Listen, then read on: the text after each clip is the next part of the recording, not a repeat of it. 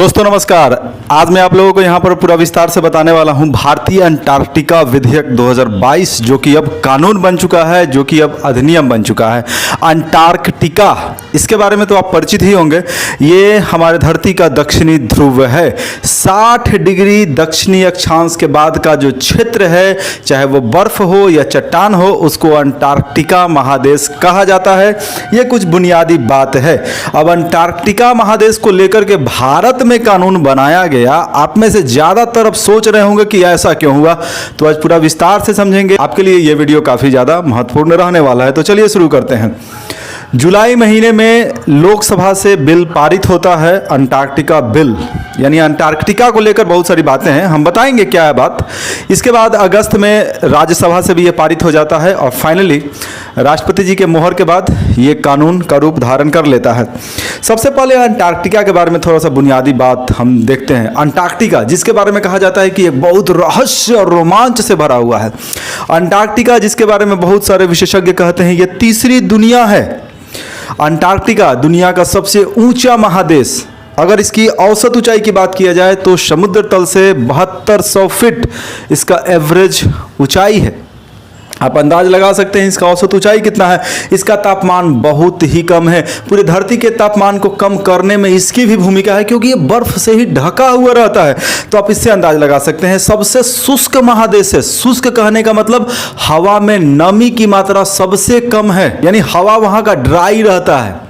और नमी का क्या मतलब है आपको पता है? नमी यानी मॉइस्चर, पानी का जो भाप वाला रूप होता है, वेपर वाला स्टेज हवा में मौजूद रहता है, इसी को कहते हैं नमी। तो वहाँ नमी की बहुत ज़्यादा कमी होती है। सबसे दक्षिण में है। कुछ सक्रिय ज्वालामुखी भी वहाँ पे है। आप लोग यहाँ पर नोट्स को भी देख पा रहे होंगे। माउंट एयरबस और डिसेप्शन, ये कुछ सक्रिय ज्वालामुखी है। तो अंटार्कटिका को लेकर के भारत सरकार ने कानून बनाया। अंटार्कटिका जिसका खोज किया था एमंडसन ने, नॉर्वे के थे, आपको पता ही है, जबकि रॉबर्ट पीरे ने खोज किया था उत्तरी ध्रुव का। ये कुछ बुनियादी बात है। अब हम देखते हैं कि अंटार्कटिका भारत के लिए क्या महत्वपूर्ण है, क्यों महत्वपूर्ण है। चलिए वो समझिए। वहां पर प्लवक खाद्य श्रृंखला है। प्लवक यानी कि तैरता हुआ। अब तैरता हुआ क्या रहेगा? बहुत तरह का ऐसा खरपतवार है। आपके लिए भले ही खरपतवार है, लेकिन समुद्री खरपतवार बहुत ज्यादा पौष्टिक होते हैं। वहां शैवालों की बहुत ज्यादा प्लवित श्रृंखला है। तैरता हुआ शैवाल वहां पे है, यानी कि बहुत सारे ऐसे जैव विविधता है। और जैव विविधता कहने का मतलब पेड़ पौधा और पशु पक्षी, मछली वगैरह, उसमें जो वनस्पति वाला पोर्शन है जो समुद्र में होता है और जो प्लवित है, वो काफ़ी महत्वपूर्ण है भारत के लिए। क्योंकि हमारे देश में भोजन का समस्या है ही, पौष्टिक भोजन का भी समस्या है, तो उसको वो दूर कर सकता है। इसके अलावा दुनिया भर के वैज्ञानिक वहाँ पे जाते हैं रिसर्च के लिए। क्या दुनिया भर के वैज्ञानिक जाते हैं वहाँ पर रिसर्च के लिए, चीज़ों को समझने के लिए कि दुनिया को कैसे सेव किया जाए, दुनिया को रहने के लिए कैसे बेहतर स्थल बनाया जाए। तो जलवायु परिवर्तन को अगर अच्छा से कोई समझना चाहता है तो वो अंटार्कटिका जा करके रिसर्च करते हैं। और हमारे देश के अभी तक कुल 3 रिसर्च स्टेशन वहाँ पर स्थापित किया गया है। दोस्तों मैं यहाँ पर पूरा विस्तार से आपको बता रहा हूँ अंटार्कटिका के बारे में। अंटार्कटिका जो महादेश है किसी भी एक देश का नहीं है, वहाँ पर कोई सरकार नहीं है। अंटार्कटिका को लेकर के एक संधि हुआ था 1959 में। मतलब एक बुनियादी बात पहले मैं आपको समझा देना चाहता हूँ, फिर चीज़ों को आप अच्छे से समझ पाएंगे। अंटार्कटिका किसी का नहीं है। ऐसा नहीं है कि फलाना देश दावा करेगा कि ये मेरा है, वो देश दावा करेगा मेरा है, किसी का नहीं है। अंटार्कटिका को लेकर के 1959 में एक संधि हुआ था, अंटार्कटिका संधि, और देशों को परमिशन दिया गया है बस रिसर्च के लिए। देश, अलग अलग देश जाकर के वहाँ पर सिर्फ अनुसंधान कर सकते हैं, रिसर्च कर सकते हैं। कोई कमर्शियल एक्टिविटी नहीं होगा, यानी वाणिज्यिक गतिविधि नहीं होगा। ऐसा नहीं है कि वहाँ कोई जाएगा कुछ खुदाई करेगा, कुछ धातु वगैरह कोई वहाँ से लेकर के आएगा, ऐसा कुछ नहीं हो सकता है। ठीक है, चलिए हम बात करते हैं भारत के लिए क्यों महत्वपूर्ण है ये बिल, जो कि अब कानून बन चुका है। देखिए, क्लाइमेट चेंज को लेकर के हमारा देश बहुत ज़्यादा सक्रिय है। हम जलवायु परिवर्तन से लड़ने का बहुत सारा प्रयास कर रहा है हमारा देश। इलेक्ट्रिक वाहन, सोलर पैनल, बहुत तरह का काम हम लोग कर रहे हैं। तो ऐसे में हमारे देश के जो साइंटिस्ट हैं वहाँ जाकर के रिसर्च कर रहे हैं। भारत के कुल 3 अभी तक स्टेशन रहे हैं रिसर्च स्टेशन, दक्षिण गंगोत्री, मैत्री और भारती। अभी जो सबसे लेटेस्ट है जो हमारा रिसर्च स्टेशन है वो भारती है। जो पहला रिसर्च स्टेशन था दक्षिण गंगोत्री, वो बर्फ में दब गया है। यानी रिसर्च पर्पज से कुछ दिनों के लिए या कुछ महीनों के लिए वैज्ञानिकों का दल वहाँ पे जाता है। लेकिन बहुत बड़ा खासियत इस बिल के माध्यम से हुआ है। आप लोग जो मेरे व्यूअर हैं, जो मेरे वीडियो को देख रहे हैं, आप लोग भी पर्यटक के रूप में अंटार्कटिका जा सकते हैं। जी हाँ, भारतीय लोग भारतीय टूर कंपनियों के माध्यम से वहां पर जा सकते हैं। पहले भी भारतीय लोग वहां जा सकते थे, लेकिन टूर कंपनियां भारत की नहीं होती थी। जो टूर कंपनियां कहने का मतलब हुआ जो आपको घुमाने ले जाती हैं, जैसे भारत दर्शन, बिहार दर्शन, बहुत सारी ऐसी टूर कंपनियां हैं जो आपको टूर करवाती हैं। थाईलैंड का टूर, वहाँ का टूर, वहाँ का टूर। तो उसी तरीके से बहुत सारी टूर कंपनियां होती हैं, वो अब आपको अंटार्कटिका का टूर करवा सकती हैं। भारतीय टूर कंपनियां भी ऐसा करवा सकती हैं। पहले ऐसी बहुत सारी टूर कंपनियां थी, अभी भी हैं, अमेरिका की और दक्षिण अमेरिकी महादेशों की, जिनको ये परमिशन था कि आप पर्यटकों को लेकर अंटार्कटिका जा सकते हो। अब भारतीय जो टूर कंपनियां हैं वो भी ऐसा कर सकती हैं, हालांकि उनको परमिट लेना पड़ेगा और हम आपको विस्तार से समझाएंगे। तो चलिए कुछ आगे देखते हैं, ये विधेयक भारत ने क्यों लाया। अब जरा इसको समझते हैं। अभी तक हमने देखा कि भारत के लिए इसका क्या महत्व है, आप पर्यटक के रूप में वहाँ पर जा सकते हो। देखिए, भारत का जो गतिविधि है हाल फिलहाल के कुछ वर्षों में वहाँ पर बढ़ा है। अब देखिए, भारत सरकार ने परमिशन दिया, अब तो विश्वविद्यालयों को भी परमिशन मिल सकेगा, वो भी रिसर्च पर्पज से वहाँ पर जा सकते हैं। अब वहाँ मछली मारना भी अलाउ कर दिया है, सीमित मात्रा में। आप ये भी बात को ध्यान रखेंगे। तो काफ़ी कुछ बदलाव हुआ है इस कानून के माध्यम से, इस बिल के माध्यम से। देखिए, हम बात कर रहे हैं कि ये बिल भारत के लिए क्यों जरूरी है। तो वहाँ पर गतिविधि काफ़ी ज़्यादा बढ़ा है। भारत की तरफ से जो गतिविधि है काफ़ी पहले से बढ़ चुका है। भारतीय जो रिसर्च दल है उनकी संख्या भी बढ़ी है। अब रिसर्च दल में कौन व्यक्ति कैसा है, व्यक्ति हो सकता है कि वहाँ जाकर के पर्यावरण को नुकसान पहुँचाए, वहाँ की जो जैव विविधता है उसको नुकसान पहुँचाए, जो पेंगुइन जो वहाँ का जीव है उसको नुकसान पहुँचाए, तो ऐसा कुछ हो सकता है। तो चूंकि वो जो अंटार्कटिका है पूरी दुनिया के लिए एक विरासत है, उसको सहेज करके रखना, उसको बचा करके रखना है, तो कोई भी व्यक्ति वहाँ पर जाके उसको नुकसान ना पहुँचाए, इसलिए ऐसा बिल लाया गया है। और एक चीज़ और समझिए, भारत ये बिल लाया, भारत 1983 में इस संधि पर साइन किया था। कब? 1983 में। अंटार्कटिका संधि कब का है? 1959 का है। लेकिन भारत ने कब साइन किया? 1983 में।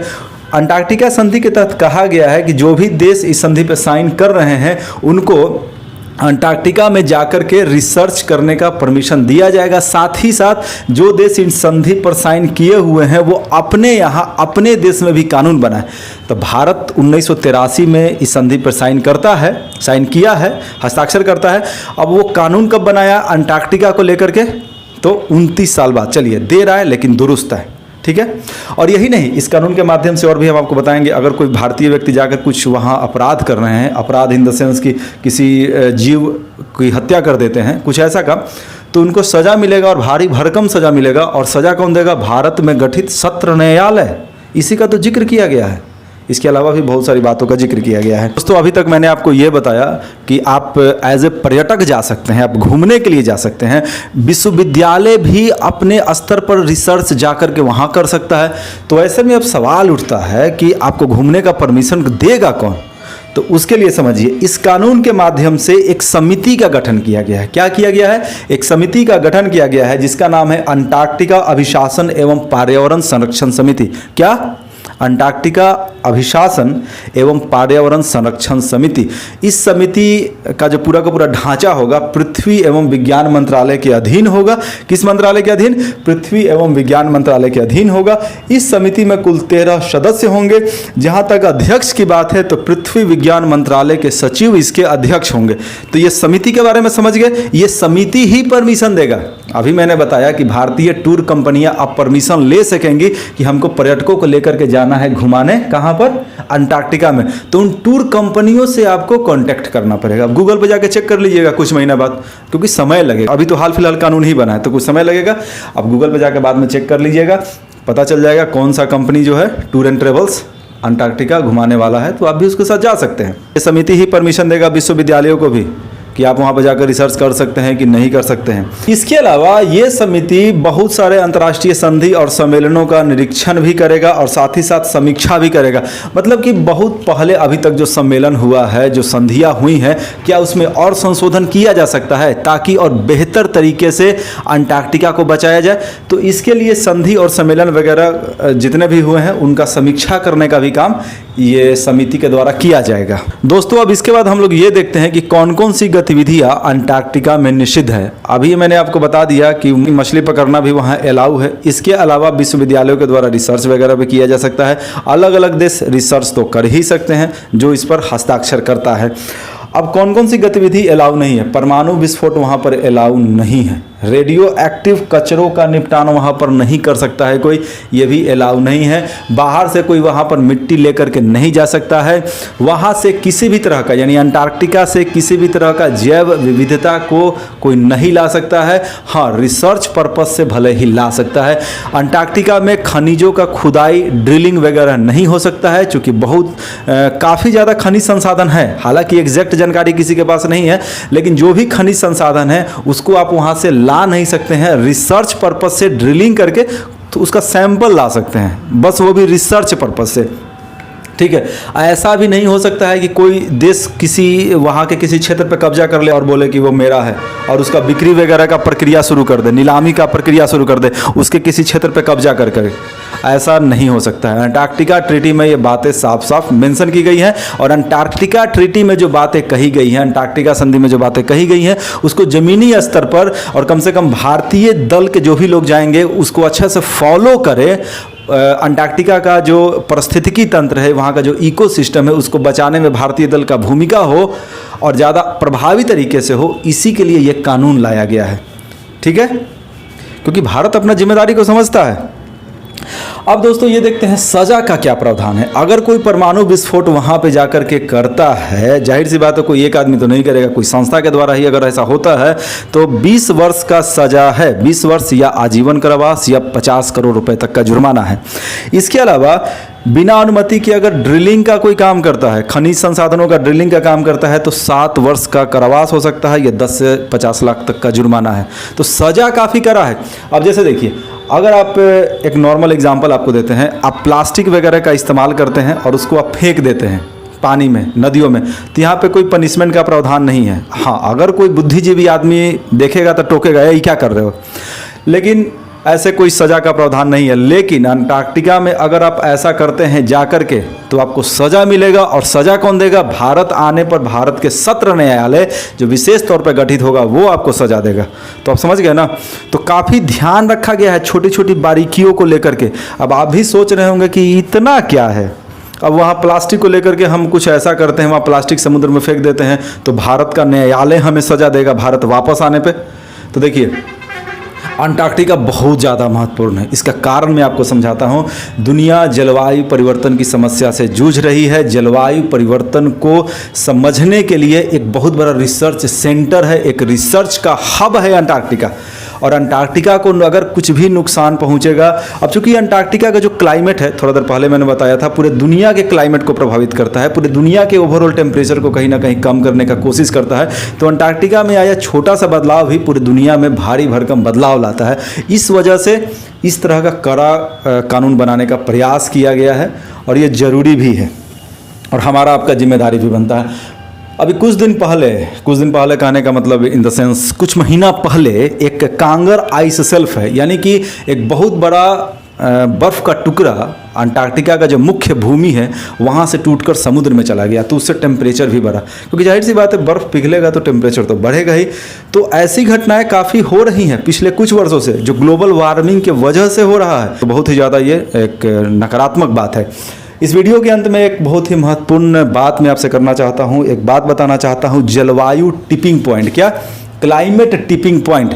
दोस्तों, क्लाइमेट टिपिंग पॉइंट तक अंटार्कटिका पहुंच सकता है 2060 तक, और अगर ऐसा होता है तो पूरी मानव जाति के लिए बहुत ही गंभीर समस्या हो सकता है। अब आप भी सोच रहे होंगे कि क्लाइमेट टिपिंग पॉइंट होता क्या है। मान लिया कि एक पहाड़ है, कल्पना कीजिए कि ऐसा एक पहाड़ है और पहाड़ का ये किनारा है, यहाँ पे किनारा है और इधर ऐसे पहाड़ है। यहाँ पर एक पत्थर रखा गया है, पत्थर यहाँ जाएगा और वहाँ के बाद सीधे नीचे चला जाएगा। तो ये जो बाउंड्री है ये जलवायु टिपिंग बिंदु है, यानी कि क्लाइमेट टिपिंग पॉइंट है।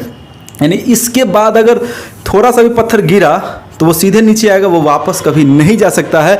जैसे कि, और अच्छा से समझिए, ग्रीनलैंड में जितना बर्फ पिघला है, ग्रीनलैंड में जितने ग्लेशियर पिघले हैं, वो फिर से वापस नहीं जा सकते हैं। यानी कि ग्रीनलैंड में जो स्थिति है वो क्लाइमेट टिपिंग पॉइंट को क्रॉस कर चुका है।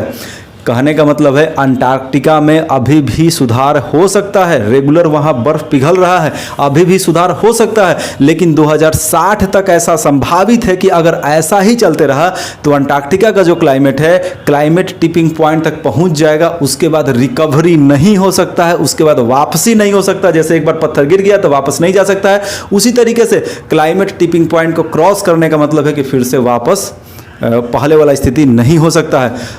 अगर ऐसा स्थिति आया तो बहुत ही खतरनाक होगा पूरे मानव जाति के लिए, मानव सभ्यता के लिए। तो इसके लिए रोकना होगा, इसके लिए विचार करना होगा, इसके लिए ग्रीन हाउस गैसों का उत्सर्जन को कम करना होगा, CO2 गैसों का उत्सर्जन कम करना होगा, क्योंकि CO2 गैसों की वजह से ही धरती हमारा गर्म हो रहा है। हालांकि इसको लेकर के दुनिया भर की सरकारें काम कर रही हैं, जैसे कि इलेक्ट्रिक वाहन, सोलर, विंड एनर्जी। तो चलिए, कोशिश तो हो रहा है, लेकिन इस कोशिश को और ज़्यादा बेहतर ढंग से करने की आवश्यकता है। तो दोस्तों, मुझे उम्मीद है कि आपको समझ में आ गया होगा अंटार्कटिका बिल 2022 जो कि अब कानून बन चुका है, उसमें क्या है, क्यों लाया गया। थैंक यू, धन्यवाद।